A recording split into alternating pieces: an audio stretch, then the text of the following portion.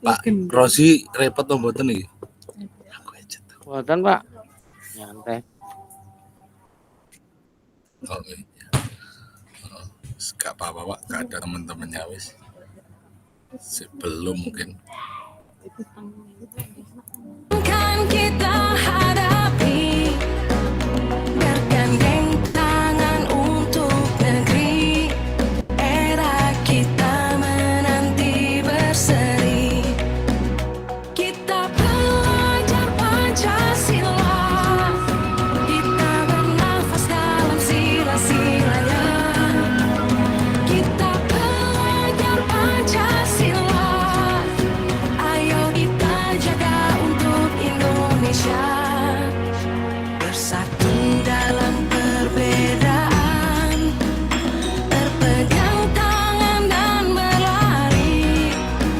Singkirkan egomu, oh kawan, demi negeri ini. Jadilah generasi emas, cerdas berkarakter itu kita. Berjuang dan harus berani, kita terus torehkan prestasi.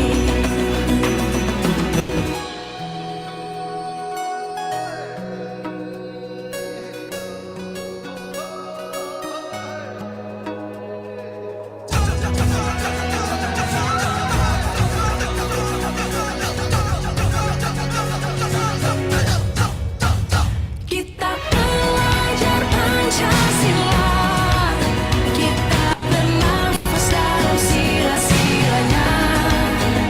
Kita belajar Pak Jian Pancasila, enggak share ke CGP-nya Pak Jian juga, Pak. kita jaga untuk Indonesia. Pripun Pak Rosi? Jenengan mboten nge-share juga ke CGP-nya jenengan. Sudah, Pak.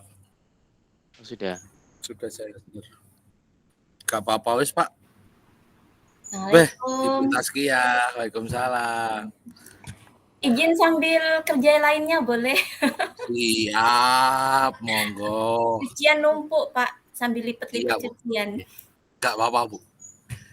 Belum dapat rekan ya, Bu.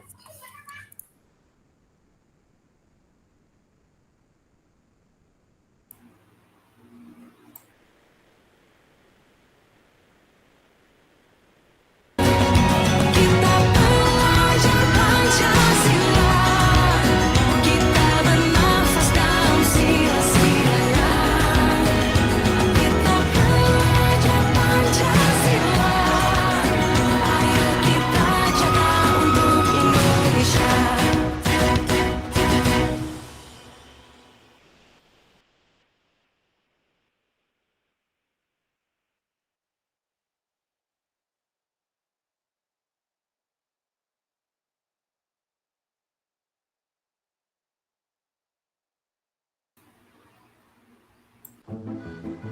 Kejar!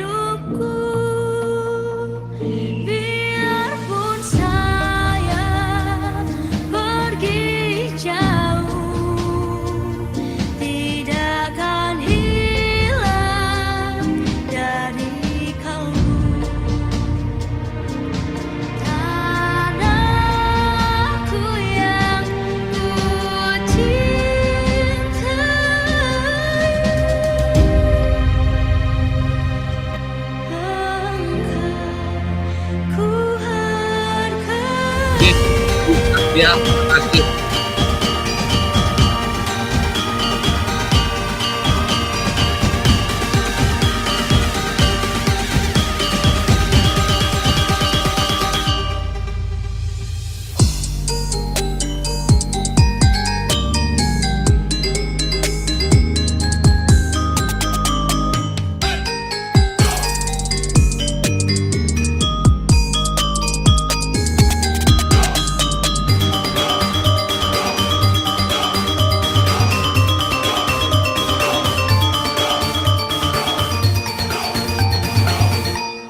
Di sana tempat lahir dibuai dibesarkan bunda, tempat berlindung di hari tua sampai akhir menutup mata. Indonesia tanah air beta.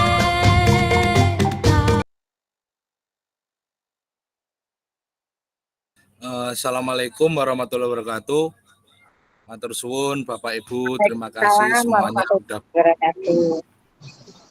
Nggih.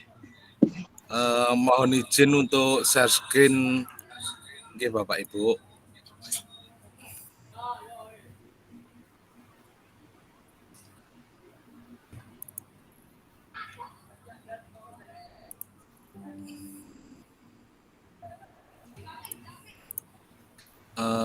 Bapak Ibu, seperti biasa kita sebelum mengawali kegiatan, mari atau saya berikan ke Pak Syahrul Rasyid dulu, Pak.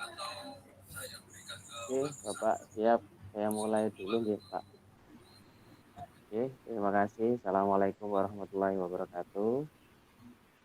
Waalaikumsalam warahmatullahi wabarakatuh.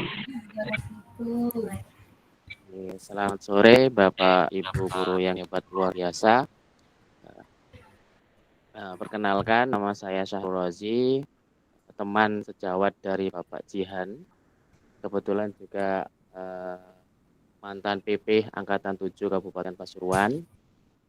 Yang kali ini bertugas membantu beliau untuk sebagai moderator, di mana kali ini kita akan membahas mengenai diseminasi implementasi budaya positif sekolah, yang mana nantinya Bapak dan Ibu guru akan menerima sebuah materi tentang implementasi budaya positif sekolah dari Bapak Jihan, yang nanti kurang lebih dilaksanakan selama 1 jam. Dan terima kasih saya sampaikan kepada Bapak dan Ibu guru hebat luar biasa telah menghadiri kegiatan secara virtual ini. Saya harap kegiatan ini bisa menambah ilmu dan bisa berimbas ke sekolah Bapak Ibu masing-masing. Untuk kegiatan acara hari ini kita mulai dari pembukaan yang kita laksanakan dengan mari bersama-sama kita mengucapkan kalimat Bismillahirrahmanirrahim agar pelaksanaan kita hari ini berjalan dengan baik. Yang kedua, nanti akan dilakukan pemberian materi dari Pak Jihan selama kurang lebih 1 jam tersebut, dan nanti apabila Bapak dan Ibu di sela-sela Pak Jihan memberikan materi ada yang mau ditanyakan, monggo silakan bisa memberikan ikon raise hand-nya, dan tak lupa untuk unmute jika tidak ada kepentingan untuk bertanya. Dan nanti di sesi terakhir kita ada diskusi dan sharing. Dan yang paling penentuan di ujung dari pembicaraan hari ini adalah nanti kita melaksanakan penutupan dengan berdoa bersama-sama.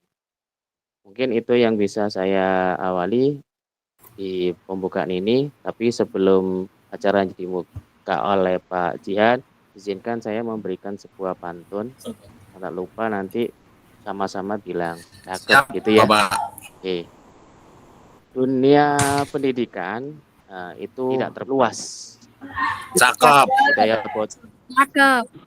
haruslah dipelihara dan dijaga. Cakep. Cakep. Bersama-sama kita membangun masa depan yang sangat hebat dan cerdas. Cakep. Sekolah di sekolah adalah anugerah yang berharga. Terima kasih. Untuk selanjutnya kami lanjutkan ke Pak Jihan untuk memberikan materi supaya kita menjadi lebih mengerti tentang budaya positif sekolah. Untuk waktu dan selebihnya saya persilahkan. Nggih. Baik, terima kasih Pak Sarul Rozi selaku moderator sebagai yang beliau berpengalaman dalam pengajar praktek angkatan 7 dan ketua KGBN Pasuruan. Mohon izin Bapak Ibu, ini tadi saya sebenarnya sudah menyiapkan untuk SB Game. Namun saya lihat nanti materi di saya ini kok banyak sekali nggih. Mungkin SB Game-nya kita adakan sebentar mawon nggih Bapak Ibu. Mohon izin untuk di share screen. Ini untuk ice breaking dari saya. Sudah nampak nggih Bapak Ibu? Nampak. Nggih, baik, terima kasih Bu. Nggih. Untuk ice breaking kali ini tebak gambar Bapak Ibu.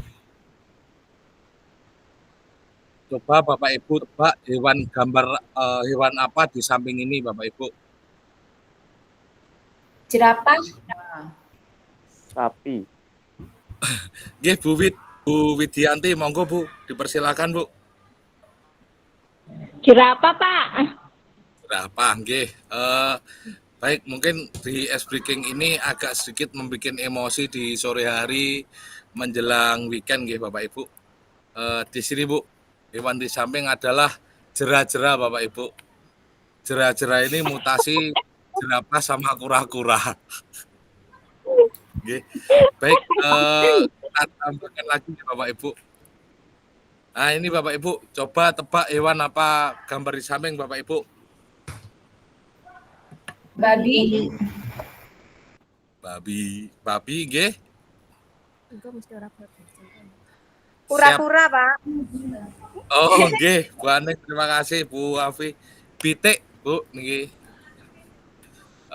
Pitik itu transformasi babi dengan itik. Nggih. Kalau ada saya minta satu, Pak. Oh, siap, Pak. Nanti saya kirimi ke Pasuruan, Pak Rozi. Satu kali lagi ini ada Bapak Ibu. Coba ditebak ini gambar apa Bapak Ibu? Kucing. Oh, kucing. Harimau. Harimau, oke. Di sini anjing yang ya mungkin ini sama pemiliknya sedang dianu Bapak Ibu ini dilukis mau diikutkan lomba kemungkinan. Oke, baik, terima kasih. Terima kasih Bapak Ibu. Mohon izin untuk langsung melanjutkan pada share screen mengenai implementasi budaya positif atau diseminasi yang sudah saya lakukan di sekolah saya, yaitu tepatnya di SMK Negeri 1 Suruh, Kabupaten Trenggalek, Provinsi Jawa Timur. Di sini yaitu diseminasi atau implementasi budaya positif sekolah. Fasilitator narasumbernya saya sendiri, Jan Janata Abdullah, dan moderatornya tadi Bapak Sarul Rozi, dan saya ucapkan terima kasih semua Bapak Ibu yang telah hadir, telah menemani saya untuk membagikan aksi nyata dalam budaya positif modul 1.4 ini untuk tugas calon guru penggerak rekognisi Bapak Ibu. Terima kasih sekali. Itu untuk selanjutnya yaitu budaya positif Bapak Ibu. Di dalam poin presentasi yang akan saya sampaikan ini nanti, budaya positif ada yang pertama yaitu disiplin positif, yang kedua teori motivasi, keyakinan kelas, kebutuhan manusia, 5 posisi kontrol, dan segitiga restitusi. Disiplin positif yang kita masuk ke yang pertama, disiplin positif dan nilai-nilai kebajikan universal. Dalam disiplin positif merupakan pendekatan mendidik anak untuk melakukan kontrol diri dalam membentuk kepercayaan diri. Saya yakin Bapak Ibu pendidik semua selalu memberikan motivasi, mendidik, mendekatkan, memposisikan diri sebagai teman kepada peserta didiknya agar mereka mempunyai kontrol diri dan membentuk kepercayaan diri. Karena kemungkinan jika pendidik semakin dekat dengan peserta didik, alangkah baiknya nanti akan terjalin hubungan seperti seorang teman. Mungkin itu kita jelaskan lagi, yaitu untuk tujuan mulia penerapan disiplin positif adalah agar terbentuk murid-murid atau peserta didik yang berkarakter, berdisiplin, santun, jujur, peduli, bertanggung jawab, dan menjadi pembelajar sepanjang hayat sesuai dengan kompetensi lulusan yang dituju. Dalam nilai-nilai kebajikan universal, di sini sifat positif manusia yang merupakan tujuan mulia ingin dicapai setiap individu. Nilai tersebut bersifat universal lintas bahasa, suku, agama, dan latar belakang. Mungkin di sini kita sebagai pendidik atau saya sendiri biasanya sering menjudge peserta didik saya, Bapak Ibu. Oh, si A berlatar belakang begini, si B berlatar belakang begini. Namun setelah saya mempelajari pelajaran atau materi nilai-nilai kebijakan universal mulai saat ini dan seterusnya, saya akan tidak melihat lintas bahasa, suku, bangsa, agama, dan latar belakang peserta didik. Karena memang sangat beragam peserta didik yang ada di sekolah saya di SMK Negeri 1 Suruh. Baik, untuk selanjutnya disiplin. Disiplin itu ada dua, yaitu disiplin positif dan disiplin biasa. Disiplin biasa itu dikendalikan oleh kontrol eksternal atau kontrol yang luar atau lingkungan sekitar peserta didik. Disiplin biasa adanya hubungan iming-iming dan lewat. Kemungkinan saya dulu dari sini saya juga berefleksi, Bapak Ibu. Saya pasti memberikan hukuman, apalagi mengetahui peserta didik saya SMK yang sering terlambat. Pasti saya marah dan naik darah, akhirnya menghukum. Dan saya juga menghukum. Dan saya juga banyak mengiming-imingi, apalagi peserta didik yang membuat catatan atau tugas dengan bagus, otomatis saya akan memberi reward nilai. Padahal di situ belum tentu peserta didik yang mengerjakan tugas yang bagus dan terperinci secara itu dia memang benar-benar menguasai materi. Itu menurut pendapat saya. Untuk yang selanjutnya fokus pada perilaku. Peraturan dibuat oleh yang berkuasa, ketaatan jangka pendek sebagai ancaman. Untuk sebagai ancaman ini saya juga sering, Bapak Ibu, sangat sering sekali mengancam peserta didik saya dan guru sebagai polisi atau menghakimi. Mungkin ini sering dulu saya lakukan, saya jujur untuk berefleksi karena hampir setiap hari ada peserta didik yang terlambat begitu. Mungkin terlambat itu juga saya berefleksi karena diri saya sendiri juga belum bisa datang tepat waktu, Bapak Ibu. Untuk dari disiplin biasa kita tarik ke disiplin positif. Yang pertama dikendalikan oleh kontrol internal. Internal itu berada dalam motivasi diri atau motivasi intrinsik pada peserta didik dan pada pendidik yang ada di sekolah saya dan juga di sekolah Bapak Ibu. Karena mungkin beliau-beliau semuanya mempunyai motivasi yang sangat berbeda. Yang kedua, adanya konsekuensi logis dari segala tindakan. Yang ketiga, fokus pada akar pembuat perilaku, yaitu keyakinan karakter. Mungkin kita nanti juga mengambil disiplin positif dengan mendatangkan peserta didik yang salah atau yang kurang tepat, dan akhirnya kita memberikan pemahaman atau memberikan restitusi, memvalidasi tindakan, melihat identitas. Mungkin nanti dari situ kita tidak perlu lagi menghukum mereka harus push up, memukul, harus berlari, dan lain sebagainya.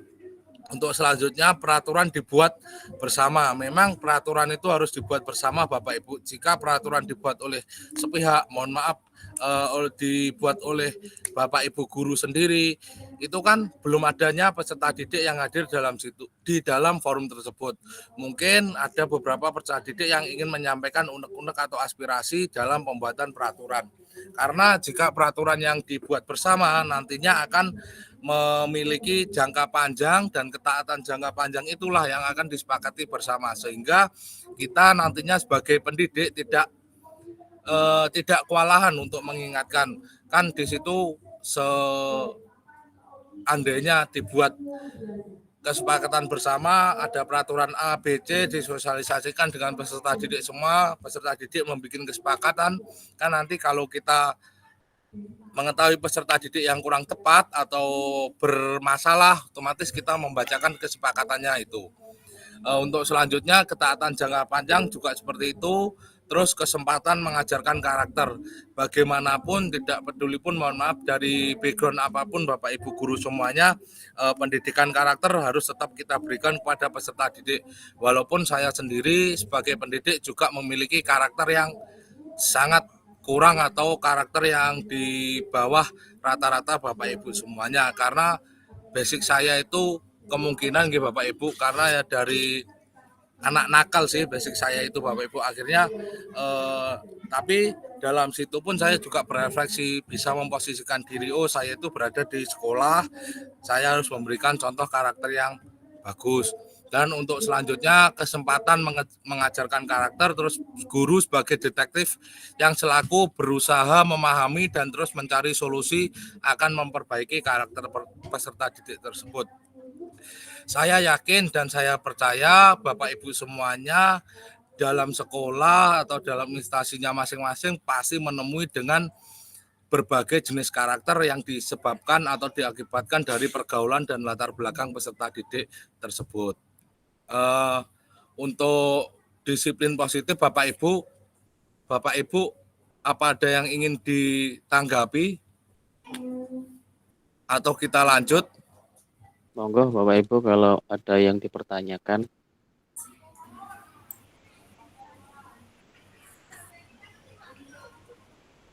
Kita lanjut Bapak dulu. Ibu. Baik, terima kasih Bapak Rosi. Mohon maaf ini tadi PPT saya kok jadi begini nggih, karena saya download dari Canva Bapak Ibu. Saya download Canva, akhirnya angka 2-nya ini turun ke sini. Mohon maaf nggih Bapak Ibu, nanti linknya bisa saya share di Canva. Yang kedua, teori motivasi. Teori motivasi yaitu teori motivasi dan motivasi intrinsik yang dituju, konsep hukuman dan penghargaan, serta konsep pendekatan menggunakan segitiga restitusi. Sebaiknya kita sebagai pendidik jika mengetahui peserta didik yang salah tidak langsung menghukum, menampar, memukul dan lain sebagainya, tapi kita harus menggunakan pendekatan restitusi dan mengetahui konsep hukuman dan penghargaan. Untuk selanjutnya, mari kita tanyakan pada diri kita sendiri, bagaimana kita berperilaku, mengapa kita melakukannya. Kemungkinan saya pernah melakukan seperti menghukum peserta didik, itu saya berefleksi Bapak Ibu, berefleksinya gini, saya dulu waktu sekolah memang sering banyak, bukan sering, hampir setiap hari saya itu dihukum oleh guru saya, sehingga mungkin awal sebelum saya mengikuti pendidikan program guru penggerak, saya juga mengaplikasikan, sebaiknya hukuman itu menyelesaikan masalah. Namun ternyata setelah ada beberapa materi yang saya dapat, bahwa hukuman itu tidak akan menyelesaikan masalah, bahkan sampai bisa menimbulkan akibat yang fatal. Terus untuk mengapa kita melakukannya, itu tadi kalau saya pribadi berefleksi pada diri saya pada waktu sekolah. Memang Bapak Ibu pada waktu saya sekolah memang tidak bisa dikatakan sebagai anak yang pandai dan anak yang berperilaku yang baik. Saya sering menjadi anak yang nakal dan sering menerima hukuman pada peserta didik. Untuk selanjutnya dari Diana Gosen 1998 menyatakan ada 3 motivasi perilaku manusia. Yang pertama, untuk menghindari ketidaknyamanan atau hukuman. Yang kedua, untuk mendapat imbalan atau penghargaan diri dari orang lain. Memang Bapak Ibu yang nomor 2 ini kita agak sanksi dan agak harus ditebalkan atau digarisbawahi. Kemungkinan kita melakukan sesuatu memang harus mendapatkan imbalan dan penghargaan diri dari orang lain, karena ini merupakan sifat alamiah atau sifat kodrat dasar kita sebagai manusia dan sebagai makhluk Tuhan yang Maha Esa. Untuk yang nomor 3 Bapak Ibu, untuk menjadi orang yang kita inginkan dan menghargai diri sendiri dengan nilai-nilai yang mereka percayai. Dalam teori motivasi ini, 3 itu tadi merupakan motivasi yang akan membuat seseorang memiliki disiplin positif karena motivasi berperilaku sifat internal bukan eksternal. Mungkin menurut pemahaman atau menurut materi yang sudah pernah saya baca, memang bagaimanapun motivasi yang berasal dari diri sendiri, bukan berasal dari lingkungan, itu akan lebih mendobrak atau membuat perubahan yang ada pada dalam diri kita. Karena dengan motivasi internal kita bisa melakukan sesuatu hal yang kita inginkan asal itu positif. Jika the eksternal itu pasti kita akan mengikut atau mengekor pada rekan sejawat kita atau circle. Biasanya untuk anak-anak Gen Z sekarang bahasanya circle ya Bapak Ibu. Untuk selanjutnya hukuman, konsekuensi, dan restitusi. Secara umum dalam menjalankan peraturan sekolah, bila mana ada suatu pelanggaran tentunya harus terjadi tindakan. Setiap suatu pelanggaran pada umumnya berbentuk hukuman, konsekuensi, atau bentuk lainnya. Mohon izin untuk menanyakan dulu Bapak Ibu, di sini di sekolah Bapak Ibu apa juga melakukan seperti ini? Jika ada peserta didik yang salah, pasti memberikan berbentuk hukuman atau konsekuensi. Iya. Iya, Pak. Iya. Jujur. Oke. Oh, nggih Pak Sahrul Rozi, monggo Bapak. Ya Bapak, kalau di tempat saya itu karena dunianya perpondokan, maka hukumannya itu adalah membacakan ayat-ayat suci Al-Quran Bapak. Oh, nggih. Baik Bapak kalau begitu. Nggih, terima kasih Bapak Ibu atau Pak Sahrul Rozi yang ingin memberikan pernyataan. Memang kalau di pondok kebanyakan seperti itu Pak. Untuk selanjutnya, mari kita berkenalan dengan program disiplin positif yang dinamakan restitusi. Restitusi adalah proses menciptakan kondisi bagi murid untuk memperbaiki kesalahan mereka, sehingga mereka bisa kembali pada kelompok mereka dengan karakter yang lebih kuat. Dengan restitusi atau dengan pengalaman saya melakukan restitusi, peserta didik itu tidak akan lari Bapak Ibu. Tidak akan lari Bapak Ibu, dan peserta didik itu akan memiliki keyakinan dan karakter yang kuat. Sebelumnya mohon maaf Bapak Ibu ada suara-suara yang karena saya ini tadi belum selesai workshop, akhirnya keluar dulu Bapak Ibu. Restitusi juga merupakan proses kolaboratif yang mengajarkan murid untuk mencari solusi masalah mereka dan membantu murid berpikir tentang orang seperti apa yang mereka inginkan dan bagaimana mereka harus memperlakukan orang lain. Dalam restitusi ini kita harus melakukan jika ada peserta didik yang bersalah Bapak Ibu atau kurang tepat dan perilakunya menyimpang, kita harus melakukan restitusi dengan menstabilkan identitas, memvalidasi masalahnya. Di sini Iva kurang menguasai pelajaran matematika sehingga pada saat tersebut berlangsung banyak berdiam dan menggambarkan di buku pelajaran. Pada saat guru matematikanya Pak Seno menanyakan pertanyaan, Iva menjadi gugup dan tak sengaja menjatuhkan tasnya di kursi secara tiba-tiba dan meniadakan, dan saat berupaya menjawab seluruh kelas tertawa melihat perilaku Iva yang bicara tertanggap dan terkejut tersebut. Pak Seno pada saat itu memberikan teman-teman Iva menertawakannya. Ia yang tergagap dan malu sangat luar biasa. Dan malahan minta Iva untuk maju ke depan dan berdiri di depan kelas sambil menunjuk hidungnya yang tidak bisa menjawab pertanyaan Pak Seno. Kelas semakin gaduh dan anak-anak semakin ricuh. Mohon izin untuk bertanya pada Bapak Ibu, dalam analisa kasus tersebut, apakah Bapak Ibu kurang setuju dengan tindakan Pak Seno? Kalau iya, mengapa?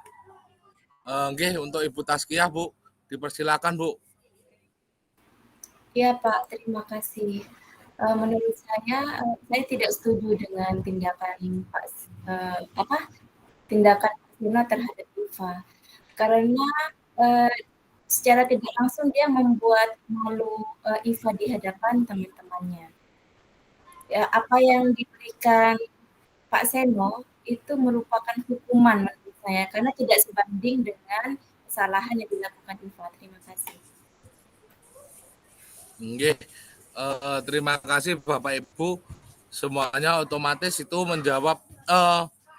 Sebelum kita melanjut ke nomor 2, Bapak Ibu apa ada yang ingin mengkonfirmasi dari jawaban Ibu Tazkiyah dalam hal tersebut? Ibu Tazkiyah dalam kasus Pak Seno tadi membuat sebuah hukuman.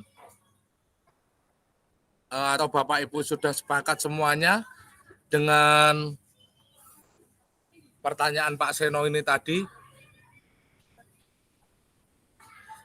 Kalau sudah, berarti menurut Bapak Ibu tindakan Pak Seno terhadap IFA adalah hukuman atau konsekuensi. Itu sudah dijelaskan pada Bu Tazkiyah tadi. Itu merupakan hukuman dan yang membuat IFA malu sangat luar biasa, apalagi ditunjuk tepat di depan hidungnya itu tadi, Bapak Ibu. Untuk penjelasan selanjutnya, menurut Alfikon, Panis Bayrewat tahun 1993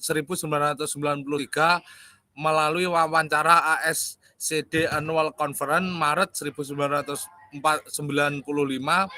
mengemukakan baik penghargaan maupun hukuman adalah cara-cara mengontrol perilaku seseorang yang menghancurkan potensi untuk pembelajaran yang sesungguhnya. Menurut Gon, secara ideal tindakan itu sendiri adalah penghargaan yang sesungguhnya. Poin utamanya, penghargaan efektif jika kita menginginkan seseorang melakukan sesuatu yang kita inginkan dalam jangka waktu yang pendek.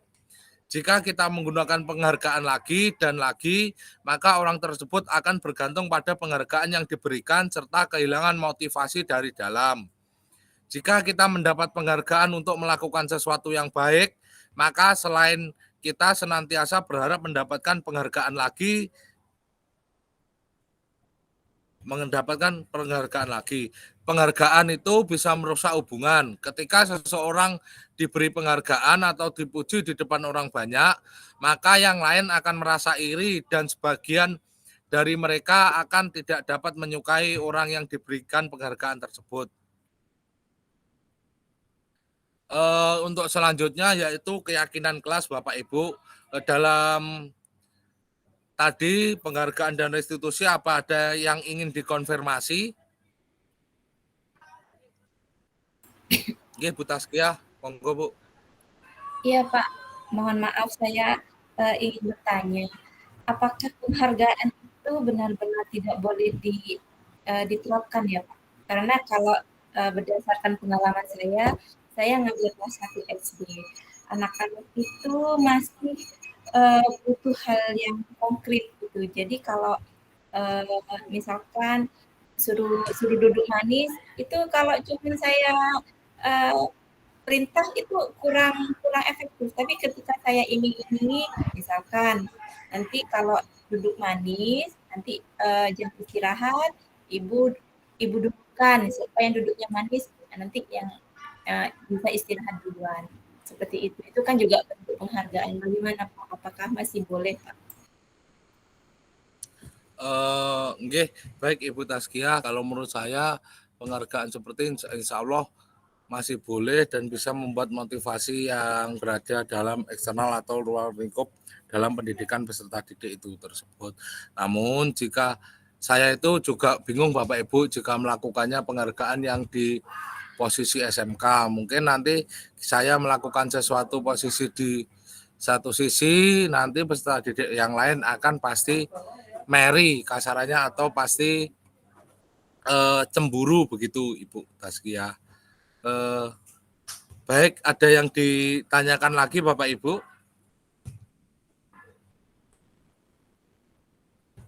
Cukup atau kita oke Bu Novita, monggo Bu. Oke, terima kasih Bapak. Ngapunten, kamera saya matikan karena sinyalnya kurang mendukung. Oke Bu. Mohon izin bertanya Pak. Ini kan terkait restitusi, nggih. Ada restitusi tadi, kemudian mau ke keyakinan kelas.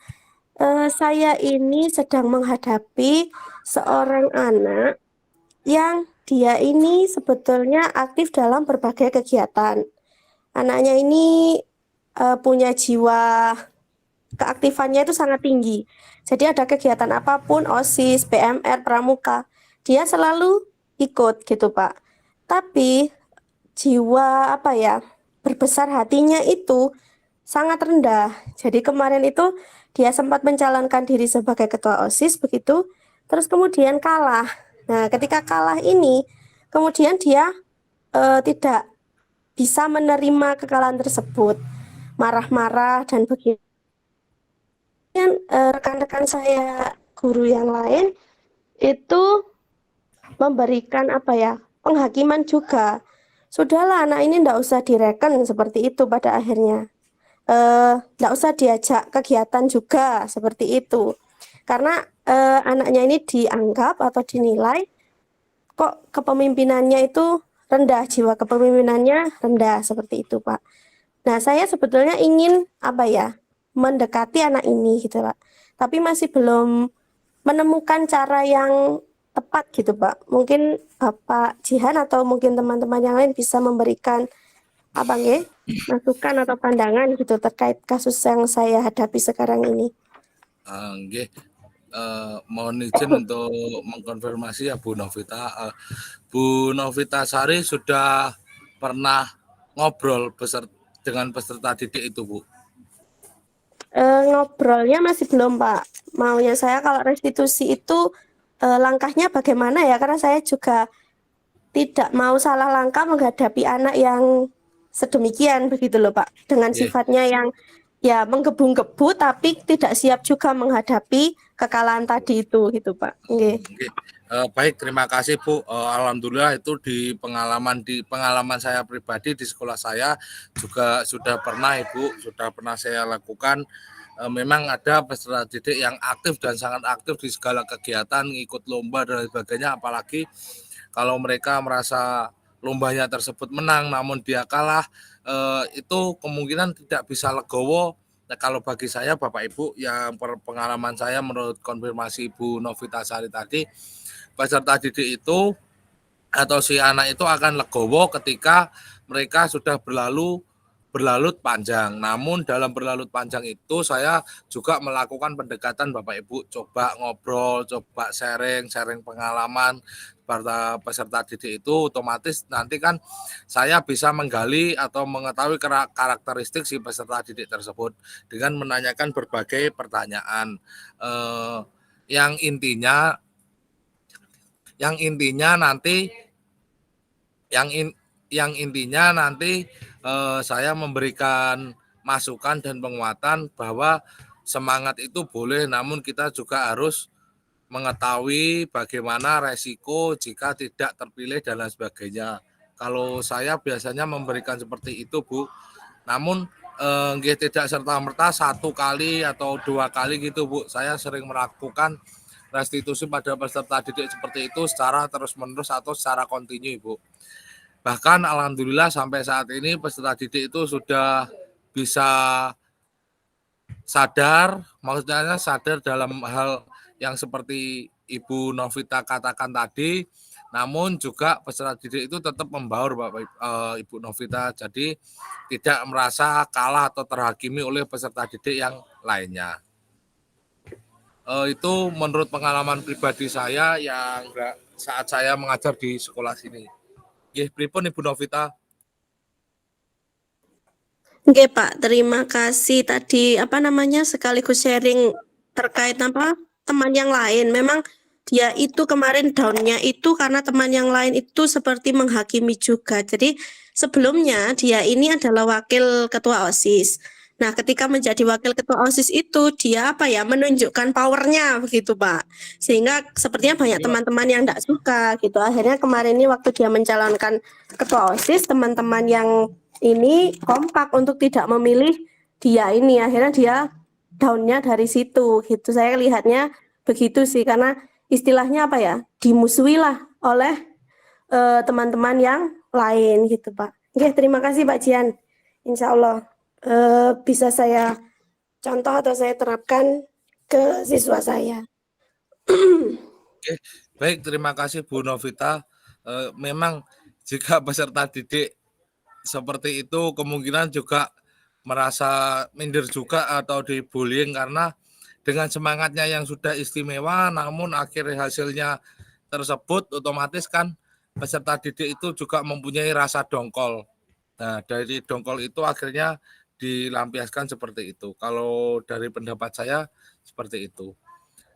Baik, untuk selanjutnya saya lanjutkan melalui keyakinan kelas. Mengapa keyakinan kelas?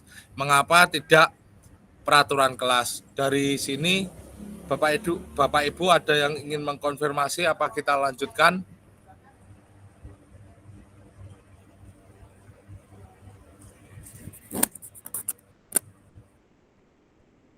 Nggih, Ibu Afi, monggo.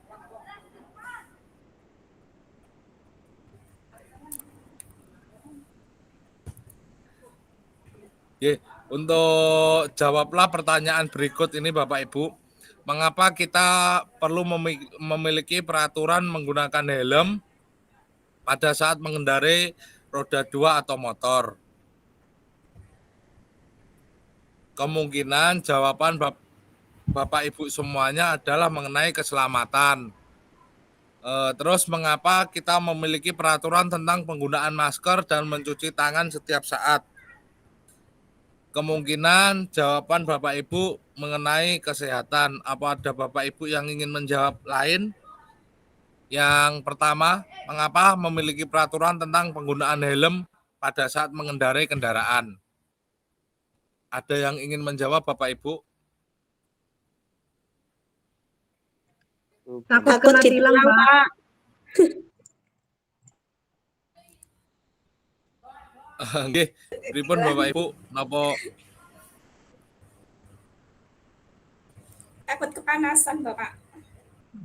Oh, nggih, takut kepanasan dari Bu Ari. Biar aman. Nggih, biar aman. Takut kena Oke. tilang, Pak. Dendanya lumayan banyak. Nggih. Sebagai style Ya. Pak atau gaya? Ya, helmnya Nggih. soalnya bagus. Mungkin yang keluar dari pertanyaan itu, tapi untuk mengapa memiliki peraturan dalam mencuci tangan itu kemungkinan juga mendapatkan efek kesehatan gitu Bapak Ibu. Dalam tersebut yang akan saya bahas yaitu nilai-nilai keselamatan atau kesehatan inilah yang kita sebut sebagai suatu keyakinan, yaitu nilai-nilai kebajikan universal yang disepakati secara tersirat dan tersurat lepas dari latar belakang suku, agama, bahasa maupun negara. Untuk selanjutnya, mulailah nilai-nilai kebajikan bahwa menekankan pada keyakinan dalam seseorang agar lebih memotivasi seseorang dari dalam. Seseorang akan lebih tergerak dan bersemangat untuk menjalankan keyakinannya daripada hanya sekedar mengikuti serangkaian peraturan tertulis tanpa makna. Murid-murid pun demikian, mereka perlu mendengarkan dan memahami arti sesungguhnya tentang peraturan yang diberikan.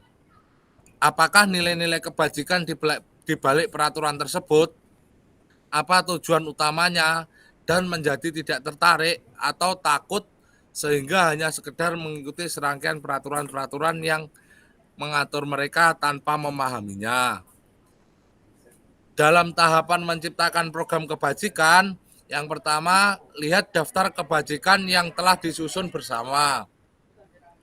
Yang kedua, tentukan nilai-nilai kebajikan yang ingin dijadikan perhatian untuk di sekolah Anda. Yang selanjutnya, curah pendapat dalam kelompok. Yang ketiga, sempurnakan beberapa daftar nilai-nilai kebajikan yang utama, bahas kembali dalam kelompok utama. Yang keempat, buatlah poster atau muat di media sosial mengenai keyakinan kelas Anda.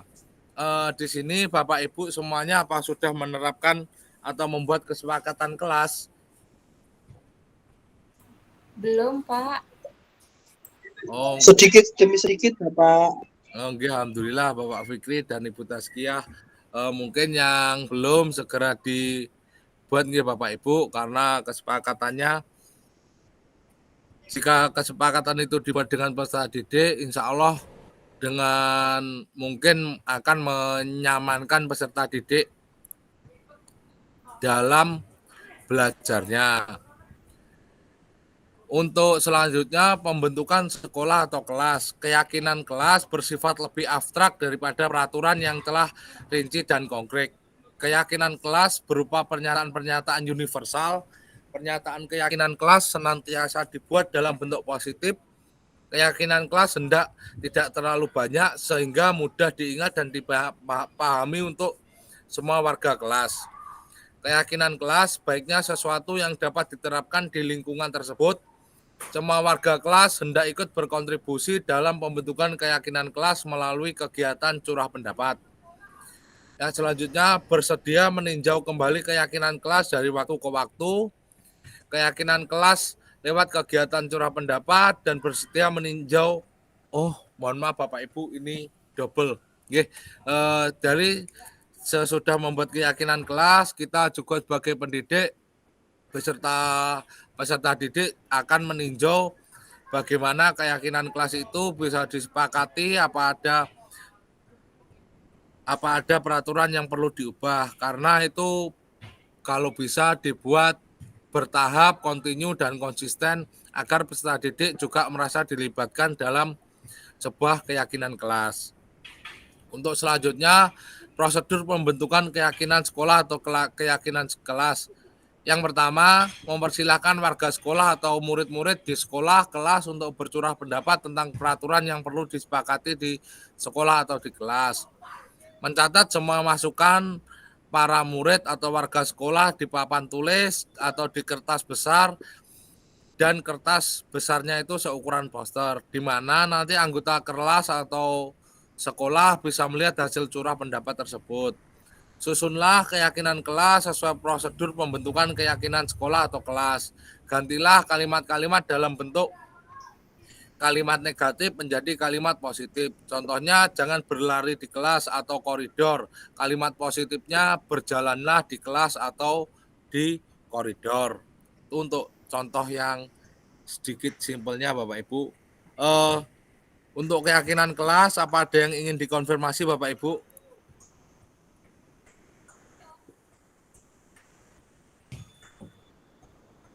Baik, jika tidak, dilanjut mengenai budaya positif. Apa itu budaya positif? Yang pertama, budaya positif adalah perwujudan dari nilai-nilai keyakinan dan kebiasaan yang berpihak pada murid. Yang kedua, kebiasaan positif yang disepakati bersama untuk dijalankan dalam waktu lama. Untuk selanjutnya, budaya positif menciptakan sebagai tempat aman, nyaman, menyenangkan, bebas tekanan bagi murid, suasana belajar yang positif. Maka murid akan belajar dengan baik, dapat berkembang menjadi pribadi yang berkarakter sesuai dengan profil pelajar Pancasila. Menurut Ki Hajar Dewantara, kita ambil sebagai contoh perbandingan dengan hidup tumbuh-tumbuhan seorang petani yang sedang menanam padi, misalnya yang hanya dapat menuntun tumbuhnya padi, sehingga kita sebagai pendidik pun tidak bisa mengharapkan peserta didik A juga menjadi peserta didik B, karena peserta didik A memiliki garisan coretan samar-samar dan juga B mempunyai coretan yang samar-samar juga. Namun garis coretan itu sangatlah berbeda. Berbedanya itu bisa dipengaruhi dari motivasi-motivasi dalam diri peserta didik yang berbeda, bahkan circle atau lingkungan di mana tempat peserta didik itu tinggal. Untuk selanjutnya, menurut Ki Hajar Dewantara, ketika guru memahami kebutuhan apa yang mendasari perilaku murid, dan guru berusaha menuntun dan mendukung murid dalam memenuhi kebutuhan secara positif, pada hakikatnya guru tersebut ibarat seorang petani yang sedang memahami kebutuhan tanaman. Untuk selanjutnya, seluruh tindakan manusia memiliki tujuan tertentu, yaitu memiliki kebutuhan dasarnya. Ini menurut William Glasser. Ada etika 5 kebutuhan dasar yang telah terpenuhi secara memadai, maka murid akan tumbuh dan seimbang sesuai dengan usianya.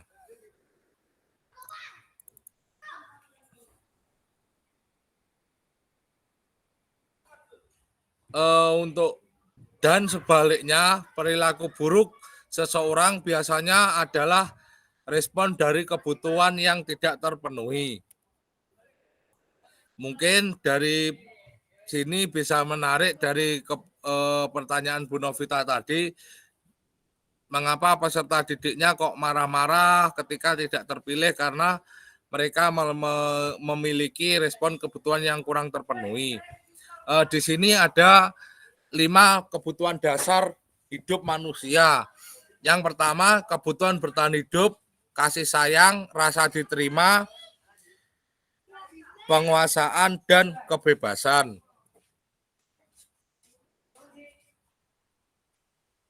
Yang pertama, kebutuhan bertahan hidup. Kebutuhan yang bersifat fisiologis untuk bertahan hidup, misalnya kesehatan, rumah, dan makanan. Sehingga biologis dari bagian proses reproduksi tersebut merupakan kebutuhan untuk bertahan hidup. Komponen psikologis pada kebutuhan ini membutuhkan akan rasa nyaman. Yang nomor 2, rasa kasih sayang dan rasa diterima atau kebutuhan untuk diterima. Penjelasannya, keinginan untuk tetap berhubungan dengan orang lain. Yang kedua, menjadi bagian-bagian dari kelas dan juga sekolah. Yang ketiga, ingin diterima oleh orang lain dan kelompoknya. Di sini, seperti penjelasan nomor 2, kita sebagai pendidik harus menjadikan peserta didik bagian dari kelas dan juga sekolah agar mereka mempunyai rasa kasih sayang dan ingin diterima. Yang ketiga, rasa penguasaan atau kebutuhan pengakuan atas kemampuan. Kebutuhan ini berhubungan dengan kekuatan mencapai sesuatu, menjadi kompeten, menjadi terampil, diakui atas prestasi dan keterampilan kita, didengarkan dan memiliki rasa harga diri.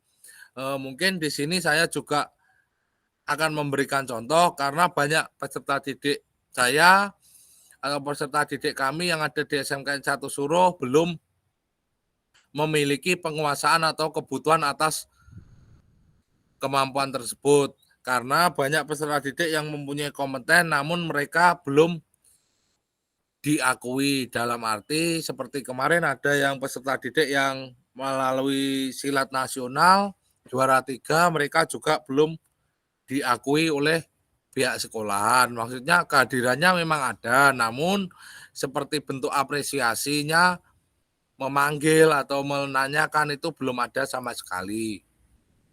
Untuk yang pertama, kebebasan. Di sini mungkin yang menjadi keinginan peserta didik saat ini yaitu bebas. Murid harus diberi kesempatan untuk membuat pilihan dan tanggung jawab atas pilihan yang telah diambil. Memberikan kebebasan bukan berarti membiarkan mereka saja yang apa yang mereka mau.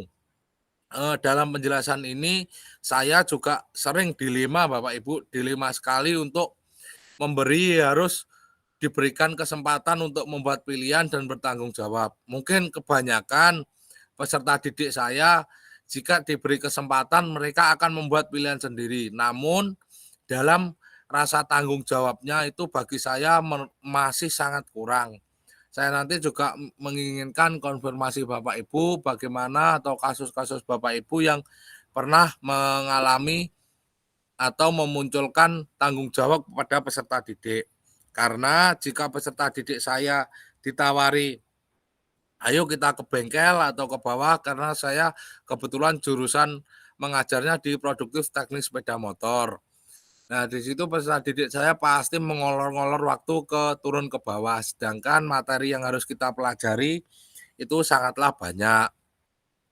Memang saya bukan selalu sih membebaskan mereka atas pilihan sendiri, namun bagi saya itu kurang bisa untuk mendapatkan atau menjadikan peserta didik bertanggung jawab. Untuk selanjutnya, kebebasan berarti kesempatan membuat pilihan, menyerukan pendapat dan percaya diri, memberikan kesempatan untuk mencoba hal-hal yang baru. Yang kelima, kesenangan atau kebutuhan merasa senang. Kebutuhan akan kesenangan adalah kebutuhan untuk mencari kesenangan, bermain, dan tertawa. Bayangkan hidup tanpa rasa senang betapa menyedihkan. Di sini juga banyak sekali peserta didik saya yang menginginkan kesenangan, namun banyak juga yang teledor peserta didik saya karena mungkin dari kurangnya segi tanggung jawab mereka tadi, akhirnya mereka memburu senang, terus senang-senang, akhirnya ikut teman ke sana, ke sini lah, tanpa melakukan atau tanpa memahamkan mengenai resiko yang akan mereka ambil nantinya. Untuk kesimpulannya, dalam materi ini sangatlah penting bagi guru mengetahui kebutuhan-kebutuhan dasar peserta didiknya agar memahami alasan dibalik sikap dan tingkah laku peserta didik selama ini.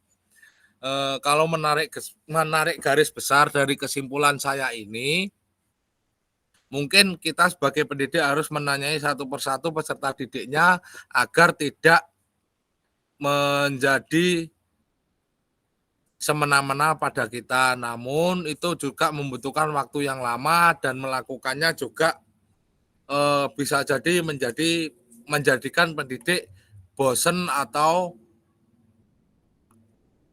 kurang nyaman dalam kondisi tersebut. Namun biasanya kita sebagai pendidik, apalagi kalau di SMP, SMA, SMK, itu juga ada bimbingan konselingnya. Nah, itu mungkin juga memudahkan kita koordinasi pada beliau-beliau selaku pengampu mata pelajaran bimbingan konseling. Di sini selanjutnya yaitu 5 posisi kontrol Bapak Ibu.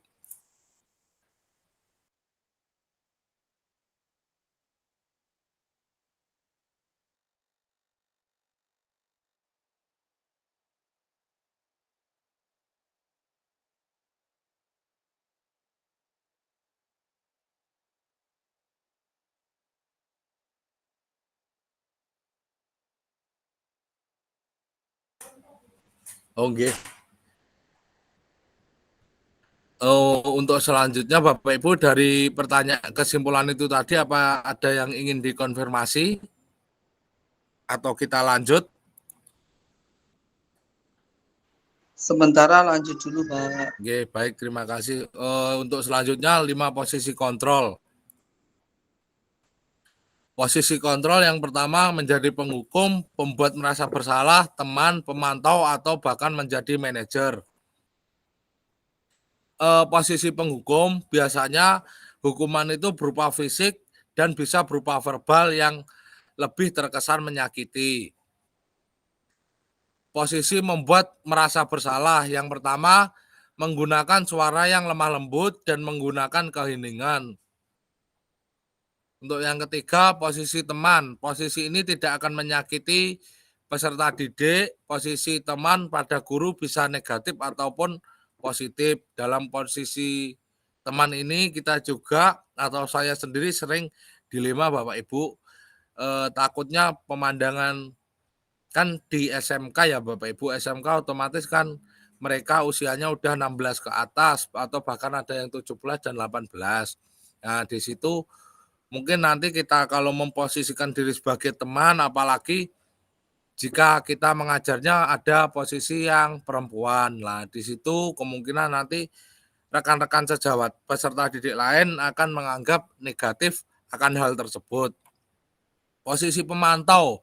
Pemantau itu mengawasi atau mengontrol dari posisi guru memiliki catatan, daftar cek, stiker, atau mencatat perilaku peserta didik.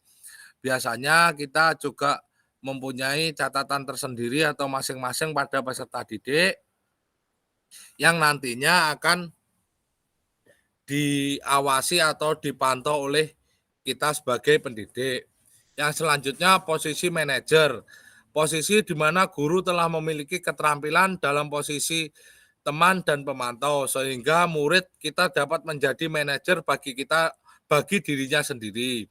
Di sini penekanannya guru dapat berkolaborasi dengan peserta didik bagaimana memperbaiki kesalahan yang ada.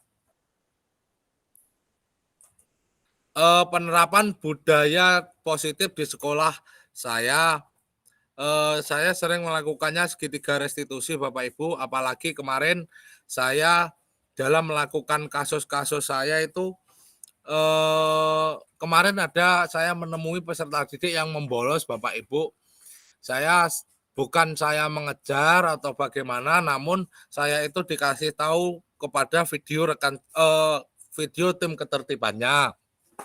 Setelah itu saya memanggil peserta didik itu dan menanyakan, pertanyaan saya sederhana Bapak Ibu, Mikola, kamu tahu apa tidak membedakan pagar dan gerbang sekolah?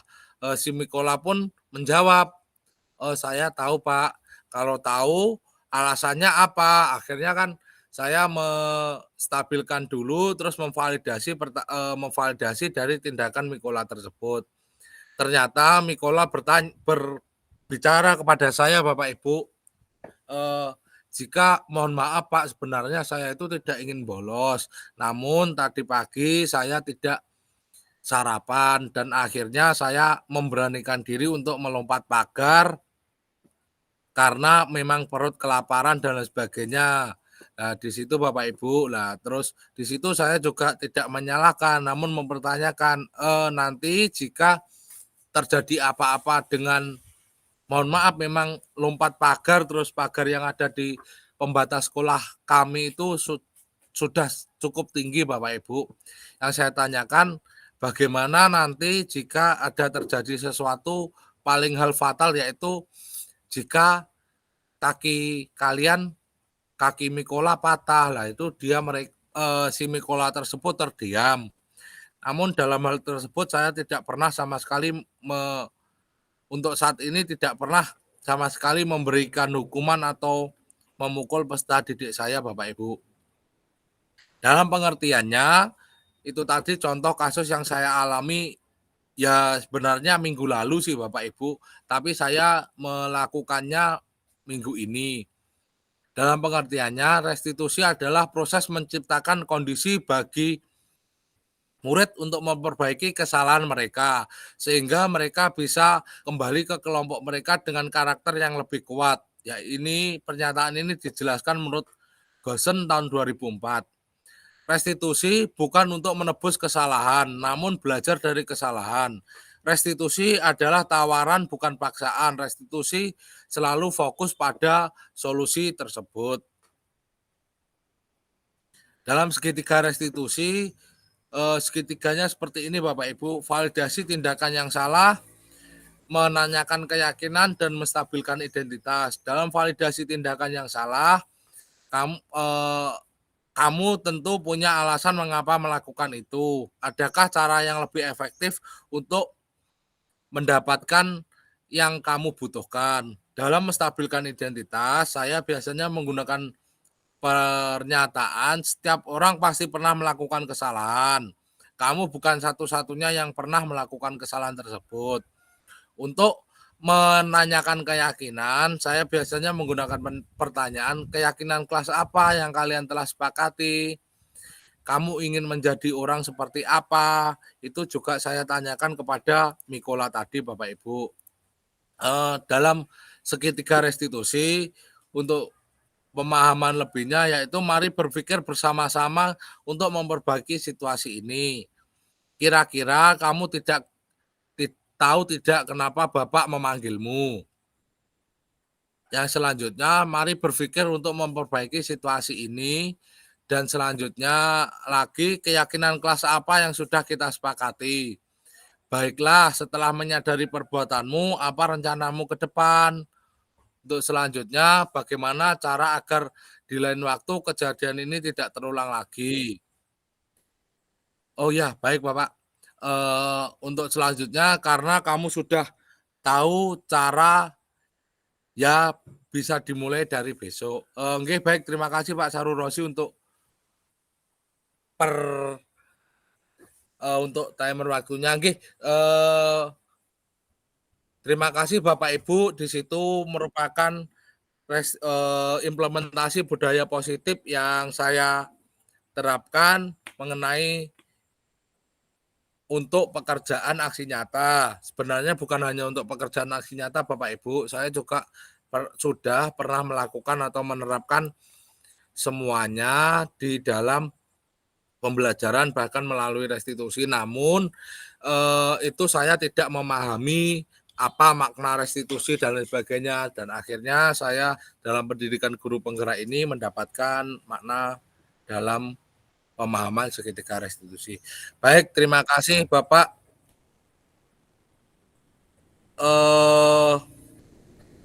Terima kasih Pak Sarul Rozi.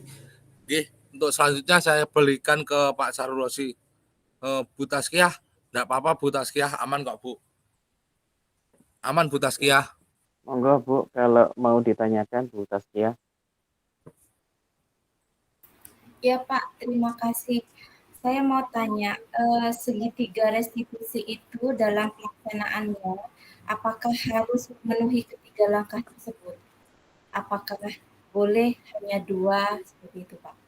Terima kasih. Nggih. Baik, bagaimana Bapak Sarul, ini langsung saya jawab atau Monggo Pak, dijawab Nggih. aja. Ini enggak dibatasi waktu kan nggih Pak Jian nggih? Nggih Bapak, tapi karena janjiannya jam 5 nggih. Jam 5 harus selesai gitu enggak apa-apa. Oke, siap. Nggih, nanti kan Bapak Ibu menyita waktunya Bapak Ibu lama, saya juga enggak enak. Nggih, baik Bu Taskia, masukan yang atau pertanyaan yang sangat berarti Bu Taskia. Kalau saya sepemahaman saya dulu pernah melakukan Bu Taskia hanya melakukan 2. Kalau untuk 1 belum pernah sama sekali Bu Taskia. Ibaratnya saya selalu memvalidasi tindakan yang salah dan menanyakan keyakinan. Hanya itu, tapi belum sampai menstabilkan identitas. Nah, itu yang saya dapat untuk peserta didik saya di SMK. Mereka saya validasi tindakan yang salah memang benar salah. Terus saya menanyakan keyakinannya, juga mereka merasa bersalah. Namun dalam penstabilan identitas itu tidak saya berikan. Akhirnya bagi saya kacau Bu Taskia. Jadi peserta didik yang sering bolos di jam makan, ingin beli es atau ingin makan itu sangat banyak sekali Bu Taskia. Akhirnya saya cobalah, saya biarkan selang beberapa waktu, akhirnya saya menambahkan materi segitiga restitusi pada peserta didik saya, yaitu menstabilkan identitas. Dan yang terjadi, alhamdulillah lambat laun peserta didik saya semakin berkurang dan menjadi baik dalam melakukan proses pembelajaran Bu Taskia. Untuk penjelasan saya itu Bu Taskia, monggo. Iya Pak, cukup jelas, terima kasih. Ya, Monggo alhamdulillah. Bapak dan Ibu, mungkin masih ada pertanyaan. Kalau tidak ada pertanyaan, mungkin ada beberapa. Monggo Pak Fikri. Pak Fikri. Monggo Bapak. Oke, sebentar. Yang saya tanyakan tadi terkait dengan terkait dengan peraturan dan keyakinan kelas, Bapak. Nah, kalau zaman dulu kan kita menggunakan peraturan itu sebenarnya tidak apa-apa. Tapi setelah CGP ini, kok saya merasa diganti ke keyakinan seperti itu. Itu maksud saya dampaknya nanti seperti apa. Dari dulu kan peraturan, sekarang kan dibuat keyakinan seperti itu. Kemudian yang kedua yang saya tanyakan, tadi kan Ibu tanya berkaitan dengan segitiga restitusi, apakah bisa diterapkan semuanya atau cuma beberapa saja. Yang saya tanyakan itu nantinya misalkan ada siswa yang melanggar, itu apa boleh langsung misalkan setelah penerapan segitiga restitusi itu kita memberikan hukuman tertentu kepada anak yang sifatnya nanti bisa mendisiplinkan anak, seperti itu Pak. Itu saja yang saya tanyakan. Terima kasih.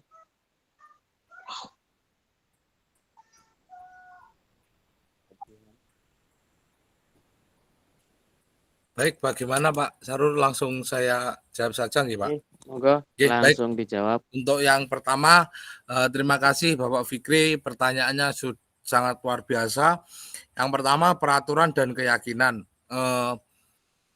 Sepemahaman saya dan yang sudah saya pernah terapkan di sekolah saya, Bapak Fikri, Karena kalau peraturan biasanya itu dibuat oleh Bapak Ibu guru atau stakeholder yang ada, tanpa melihat atau tanpa memikirkan nasib atau karakter peserta didik itu.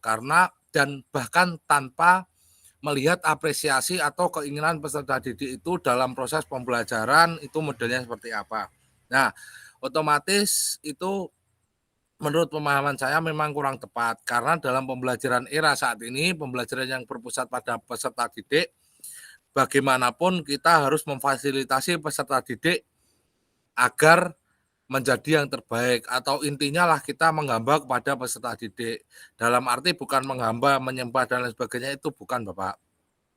Sehingga kita menamakan keyakinan kelas yang disepakati bersama yang nantinya kita tidak perlu marah-marah Bapak Ibu atau Bapak Fikri untuk menanyakan jika peserta didik itu terlambat, otomatis kita tidak perlu marah-marah memarahi mereka atau bahkan sampai memukul mereka, enggak. Kita kalau saya biasanya membacakan kesepakatan kelas yang ada. Akhirnya peserta didik itu terdiam dan berusaha memohon maaf tersendirinya. Untuk selanjutnya ada peserta didik yang melanggar kita melakukan segitiga restitusi apa tetap menghukum peserta didik untuk mendisiplinkan anak tersebut. Di sini juga kebanyakan dilema ya Bapak Fikri. Dilemanya di saya sendiri, saya juga sering biasanya tidak melakukan restitusi. Namun yang saya lakukan pertama kali adalah hukuman dan hukuman lagi. Namun setelah saya mempelajari di sini, saya melakukannya sesuai dengan restitusi, Bapak. Saya juga menstabilkan identitas, memvalidasi dan menanyakan keyakinan, dan alhamdulillah memang benar Bapak Fikri dalam segitiga restitusi itu tidak langsung peserta didik itu nanti, saya bisa langsung tertib lagi Pak, insya Allah tidak mungkin sekali Bapak Fikri, apalagi saya bernaung di SMK dengan basic dan karakteristik peserta didik yang seperti itu. Namun lambat laun peserta didik itu jika kita melakukan restitusi satu persatu lama-kelamaan akhirnya peserta didik itu bisa dan mampu memahami dan kita juga mengetahui dan menyepakati kembali ke keyakinan kelas yang ada. Menurut saya itu Bapak Fikri, ada konfirmasi ulang? Oke, terima kasih Bapak penjelasannya. Terima kasih banyak. Ada yang resen satu lagi Pak Jihan, apa diperkenankan? Kalau saya enggak apa-apa Pak. Atau ini yang terakhir? Oke, ini yang terakhir Nanti ya. waktunya Monggo molornya Ibu banyak. bisa bertanya atau sedikit memberikan refleksi atau umpan balik. Monggo. Ya, Bapak Ibu, Assalamualaikum. Perkenalkan, saya Widi dari Pasuruan. Sehubungan dengan tadi ya, saya hanya ingin berbagi aja, kita sharing sama-sama untuk Pak Fikri, kenapa ada pergeseran dari peraturan ke kesepakatan gitu ya Pak ya. Gini, keyakinan kelas. Menurut saya sekarang itu kan pembelajaran sesuatu yang muncul dari dalam diri anak itu lebih bermakna. Jadi unsur intrinsiknya daripada peraturan yang bisa dikatakan bahwa itu adalah faktor dari luar. Maka kesadaran dari peserta didik kita itu lebih penting, bisa bertahan lebih lama. Sedangkan peraturan yang sifatnya ekstrinsik itu cenderung singkat Bapak. Jadi bisa melakukan kesalahan lagi, dan kesalahan lagi. Oleh karena itu kita sebagai guru penggerak dituntut untuk melakukan restitusi, dituntut untuk melakukan dari dalam diri siswa itu sendiri supaya perilaku mereka menjadi lebih baik gitu. Gitu aja menurut saya Pak, mungkin tambahannya. Terima kasih. Assalamualaikum. Waalaikumsalam warahmatullahi wabarakatuh. Luar biasa.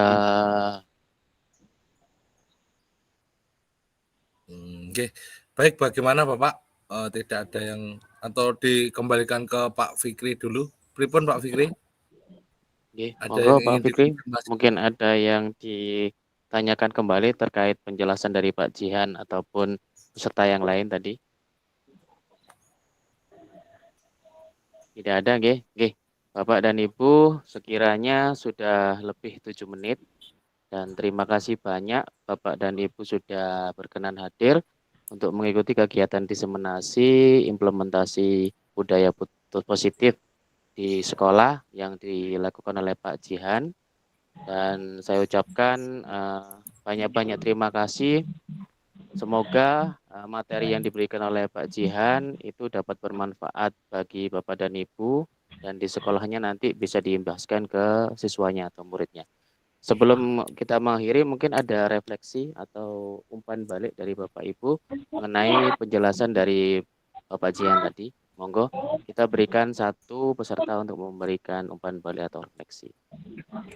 Monggo, Bapak dan Ibu bisa memberikan resennya.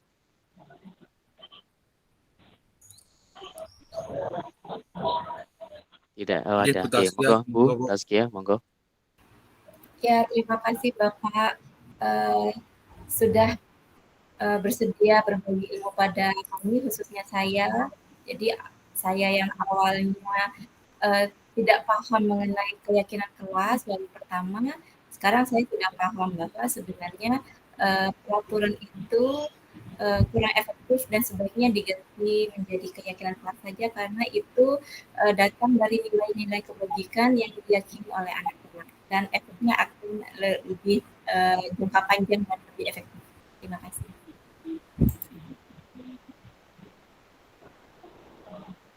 Terima kasih untuk Bu Taskia untuk umpan baliknya. Oke, Pak Jihan, ini sudah berakhir, nggih. Alhamdulillah kita sudah selesai dalam kegiatan virtual ini. Kita berikan Belum Pak, sebentar Pak. Belum. Ada yang minta filenya Pak. Ini saya anukan dulu nggih.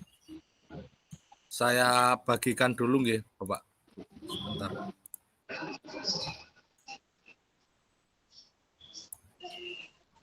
Ngapunten nggih Kong Bejan.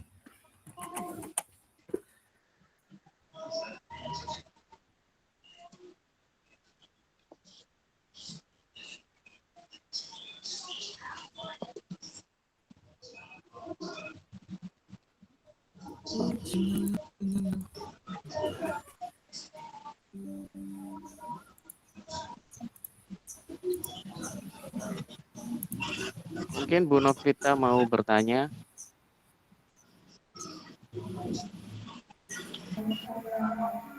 Ya, bukan pertanyaan sebenarnya, hanya seringkali berhadapan dengan kondisi di mana ketika yang disampaikan oleh Bapak Jinan ini atau yang kita alami atau yang kita dapatkan di pendidikan guru penggerak ini ternyata tidak sesuai dengan kondisi di lapangan gitu. Kita memahami